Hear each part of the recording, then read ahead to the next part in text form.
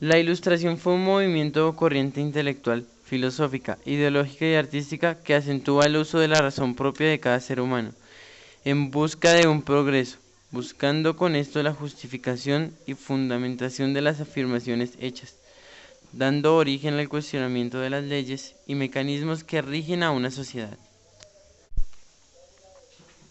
La Ilustración se crea basada en ideas filosóficas que argumentan que la ignorancia debía ser combatida ya que era un instrumento de la tiranía para aprovecharse del pueblo.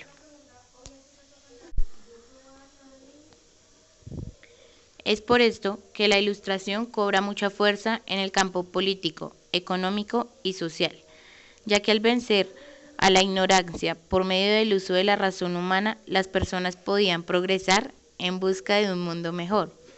Debido a esto, fenómenos como la Revolución Francesa, la Revolución Industrial, el liberalismo y los derechos humanos son los triunfos más importantes de la Ilustración, ya que estos, aplicando las ideas filosóficas en las que se basaban, lograron darle a una gran cantidad de gente la oportunidad de tener un estado de espíritu, algo de mucha influencia en la actividad artística, histórica y religiosa.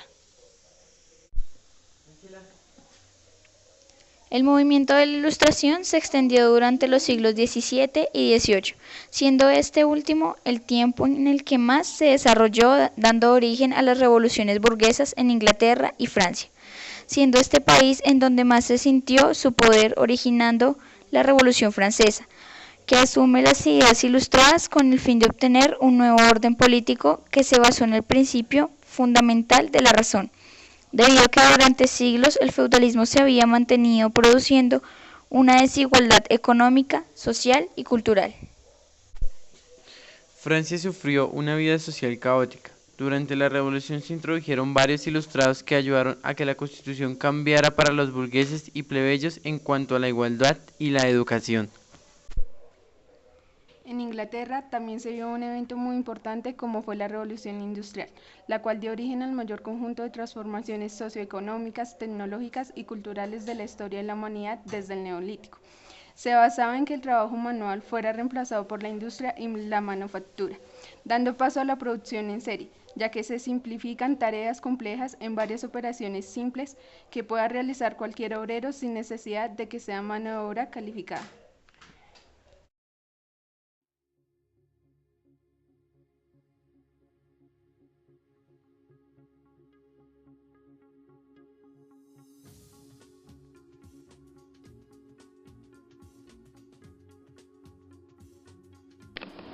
Muy buenas tardes. Hoy conoceremos algo breve pero importante acerca de Montesquieu.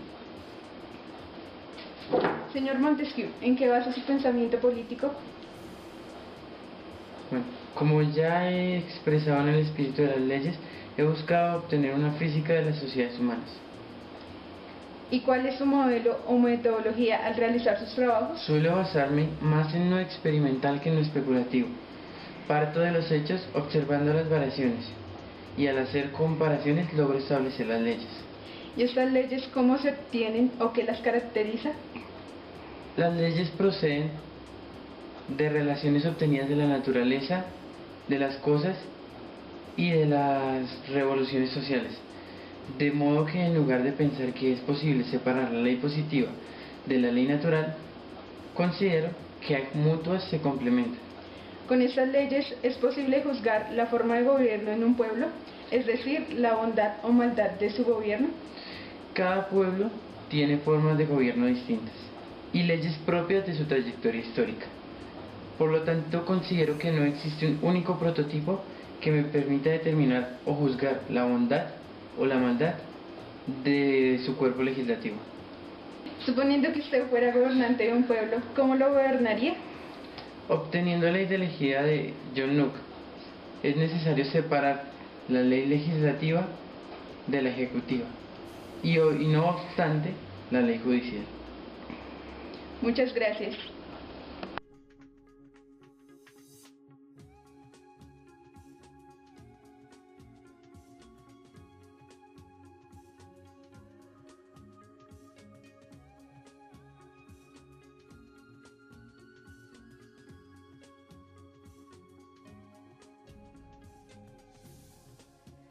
Yo soy Voltaire. Defiendo la tolerancia por encima de todo, guiado por la doctrina de pensamiento de John Locke. Mi moral es basada firmemente en que la labor del hombre es tomar con su mano su propio destino, mejorar su condición, embellecer su vida con la ciencia y las artes. Fui un símbolo importante del enciclopedismo y de las modernas ideas ilustradas.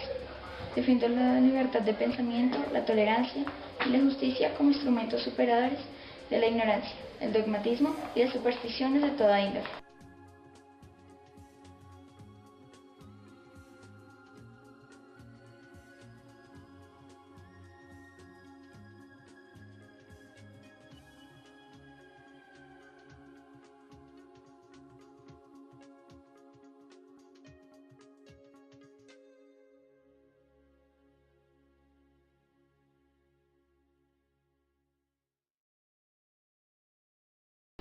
Ahora nos acompaña el gran filósofo Rousseau. Señor Rousseau, como ilustrado, ¿qué piensa acerca de cómo la ciencia ha cambiado al hombre? Las ciencias y las artes no han mejorado al hombre, muy por el contrario, han ayudado a corromperlo, contribuyendo a crear sociedades artificiales. Entonces, ¿el hombre ha sido alguna vez libre de corrupción? Claro que ha existido un hombre auténtico, un hombre no corrompido por la sociedad, lo que me llevó a diferenciar entre estado civil y estado de naturaleza. ¿Cómo definiría estado civil y estado de la naturaleza? El estado civil es la sociedad organizada con leyes convencionales y gobiernos, y el estado de naturaleza es la situación en la que se encontraban los hombres antes o al margen de la creación de sociedades organizadas. ¿Cómo definiría usted el modelo social ideal? Mi modelo social es crear un modo de organización política que permita mantener las ventajas de vivir en sociedad, es decir, que permita conservar la libertad e igualdad de las que gozaba el hombre natural. Es una organización en que el individuo se somete a una ley, sin perder su libertad anterior, lo que yo llamaría contrato social. Muchas gracias, señor Rousseau.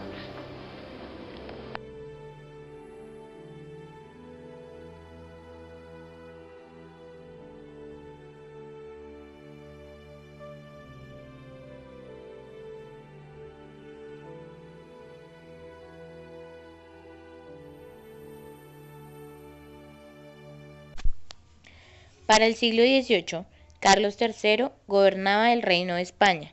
Acerca de él, Caldas escribió: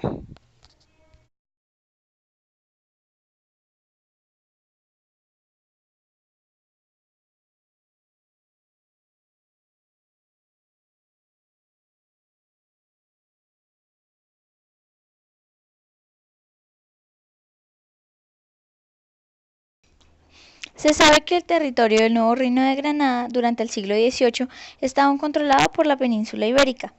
Es por ello que se justifica el hecho de que el conocimiento de ideas ilustradas en el Nuevo Mundo esté estrictamente relacionada con el surgimiento de estas en España. El movimiento de la Ilustración se desarrolló en la Nueva Granada a finales del siglo XVIII, en lo que hoy conocemos como Colombia. Estuvo liderado por los criollos, quienes tenían acceso a los libros que divulgaban las ideas de los ilustrados de Europa, principalmente franceses. Incluso algunos de ellos pudieron conocer de cerca cuando viajaban a España o reconocían el continente europeo y tenían acceso a libros y periódicos de allí. La idea de la Ilustración pudo desarrollarse y adquirir una nueva vida en América debido a que la realidad social que se estaba viviendo pedía cambios y transformaciones. Pero como el virreinato controlaba drásticamente el ingreso de libros que no tuvieran que ver con las políticas reales o la fe católica, la élite ilustrada organizaba encuentros clandestinos en donde discutían las novedades científicas y se intercambiaban los libros prohibidos, algo que ocasionó que se empezaran a consolidar ideas de emancipación e independencia inspiradas en la Revolución Francesa y la Constitución de los Estados Unidos. Además, se resalta que en España y consecuentemente en Nueva Granada, los principales promotores del nuevo conocimiento fueron conocidos como los novatores, señalados además como la raíz directa de la ciencia en la Ilustración. Los principales aportes del movimiento ilustrado novator fueron la difusión de los datos, ideas y técnicas de la nueva ciencia, el derrocamiento de la autoridad, una valiente denuncia del atraso del científico español y las bases de un programa para superarlo. Así, en este contexto marcado por la supremacía dada al raciocinio humano, se describen a continuación los aspectos más relevantes del pensamiento de Francisco José de Caldas que pueden considerarse como manifestaciones propias de la Ilustración. Una actitud abierta e ilimitada por conocer, investigar y saber. Su compromiso con la verdad, el rigor de sus ideas, sustentadas en la confrontación de hechos y la corrección de errores cuando se le demuestran. Intelectualmente se caracterizaba por su posición antiescolástica, enciclopedista y modernista. Para finalizar, se da a conocer brevemente la vida y obra de Francisco José de Caldas. Yo soy Francisco José Caldas, científico, militar, geógrafo, botánico, astrónomo, naturalista y periodista. Por mis amplios conocimientos fui conocido como el sabio Caldas. Fundé a comienzos de 1888 el Semanario del Nuevo Reino de Granada, que permitió la difusión de pensamiento científico y cultural como aporte de la Ilustración. Francisco José de Caldas, primer científico colombiano, se desempeñó en tantos campos del conocimiento que fue llamado el sabio. Aprendió ciencias de forma autodidacta para lograr describir la riqueza del nuevo continente, no vista por los conquistadores. Pasó la vida entre la lectoescritura, las observaciones astronómicas, los recorridos por la geografía colombiana y la invención. Fue encargado de la dirección del Observatorio Astronómico de la Nueva Granada entre 1805 y 1811. Allí realizaba investigaciones científicas y reuniones de carácter político independentista. Desde el observatorio realizó grandes estudios y mediciones como la de determinar la altura del Nevado del Tolima. Visitó San Agustín en Neiva y sugirió iniciar estudios detallados de este a fin de interpretar su alcance natural y cultural. Las áreas de estudio y trabajo que enmarcaron la vida de Caldas fueron la astronomía, botánica, geografía y cartografía. Entre los años de 1790 a 1801, publica sus primeros trabajos en el artículo Observaciones sobre la altura del Cerro de Guadalupe. Este y otros fueron conocidos por José Celestino Mutis, quien lo incluye en su expedición en el año de 1802, enviándolo a Ecuador a realizar investigaciones sobre la quina. Dicho trabajo dura 4 años. Además, Caldas realizó una recolección de todas aquellas plantas no clasificadas y consiguió realizar un maravilloso herbario con minuciosas descripciones. En 1801, Humboldt ayudó a Caldas en meteorología y astronomía, le dio tablas, catálogos y le enseñó cálculo. Antes de dejar a Caldas, Humboldt le vendió un cuadrante de 18 pulgadas con un micrómetro. Con este instrumento, Caldas observó el solsticio de verano de 1802 y plantea realizar una carta celeste del hemisferio sur, medir la reacción atmosférica y derivar la longitud. Realizó mapas usando los eclipses de luna, sol y ocultaciones galileanas. Caldas observó el tránsito de Mercurio del 9 de noviembre de 1803, también los eclipses lunares y solares de febrero del mismo año, y muchas de sus observaciones se han perdido. En julio de 1810, durante las revueltas que dieron origen a la liberación de Colombia, Caldas se vio forzado a dejar la investigación científica y comenzó a trabajar como ingeniero militar. Después de la independencia, se une a los centralistas dirigidos por Antonio Nariño. Posteriormente, se convierte en federalista, porque ellos facilitan la difusión de las ciencias y apoyaban a los aristócratas. En octubre de 1814, inaugura el curso militar del Cuerpo de Ingenieros de la República de Antioquia. Luego, el gobierno central le ordenó organizar una escuela militar y culminar el mapa de la Nueva Granada. Caldas fue un devoto de la causa revolucionaria y permitía las reuniones de los patriotas en el observatorio, por lo cual fue perseguido por Pablo Morillo hacia el sur. Llegando nuevamente a su casa rural en Popayán, allí es capturado por el general Samano. Caldas pidió clemencia al presidente de Quito, Toribio Montes, quien aceptó su pedido y ordena su liberación.